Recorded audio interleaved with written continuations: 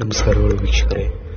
ಹಾರ್ದಿಕ್ ಪಾಂಡ್ಯ ಎಂಥ situation create ಆಯ್ತಪ್ಪ ಅಂದರೆ, IPLನಲ್ಲಿ MI ಟೀಮ್ ಹಾರ್ದಿಕ್ ಪಾಂಡ್ಯನಿಗೆ ಕ್ಯಾಪ್ಟನ್ಸಿ ಕೊಟ್ಟಾಗ ಈ ಜನರು ಅವನನ್ನು ಯಾವ ರೀತಿ ದೂಷಿಸಿದ್ರಪ್ಪ ಅಂದರೆ, MI ಟೀಮ್ಗೆ ಹಾರ್ದಿಕ್ ಪಾಂಡ್ಯ ಕ್ಯಾಪ್ಟನ್ಸಿಗೆ ನಾಲಾಯಕು.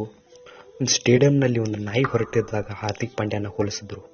ಚಪ್ರಿ ಈ ರೀತಿ ಹಲವಾರು ರೀತಿ ಹಾರ್ದಿಕ್ ಪಾಂಡ್ಯನ ಹೀಯಾಳಿಸಿದ್ರು.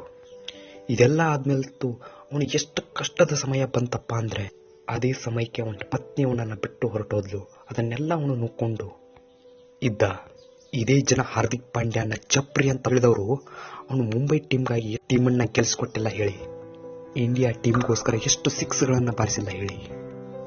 T20 ವರ್ಲ್ಡ್ ಕಪ್ನಲ್ಲಿ Hardik Pandya last over bowling ಮಾಡಿದಾಗ ಹಾರ್ದಿಕ್ ಪಾಂಡ್ಯ ಅಂತ ಏನಂತ ಗೊತ್ತಾಯ್ತು ಜನರಿಗೆ. ನಾವು ಹಾರ್ದಿಕ್ ಪಾಂಡ್ಯನನ್ನು ಏನು ನೋಡಿ ತಿಳ್ಕೊಬೇಕಾಗಿದ್ದಪ್ಪ ಅಂದರೆ, ಮನುಷ್ಯನಿಗೆ ಕಷ್ಟ ಶಾಶ್ವತ ಅಲ್ಲ ಅಂತ.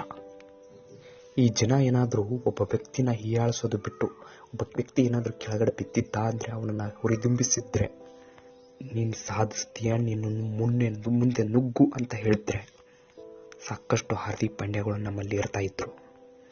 ಜೀವನದಲ್ಲಿ ನೀನು ಎಷ್ಟು ರಿಸ್ಕ್ನ ತಗೋತೀವೋ ಅಷ್ಟು ಎತ್ತರಕ್ಕೆ ಹೋಗ್ತೀಯ. ನಿನ್ನೊಳಗಡೆ ಒಬ್ಬ ಕಾಂಪಿಟೇಟರ್ ಇದ್ದಾನೆ, ಅವನನ್ನು ಪಡಿತಿಪ್ಪಿಸು.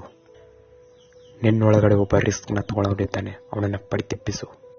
ನವೀನ್ ಕುಮಾರ್ ಅವತ್ತಿನ ದಿನ ಏನಾದರೂ ಆ ಹುಡುಗ ಮನೆ ಬಿಟ್ಟು ಬಂದಿರಲಿಲ್ಲ ಅಂದರೆ ಇವತ್ತಿನವರೆಗೂ ನಾವು ರಾಕಿ ಸ್ಟಾರ್ ಯಶ್ನ ನೋಡೋಕ್ಕಾಗ್ತಾ ಇರಲಿಲ್ಲ.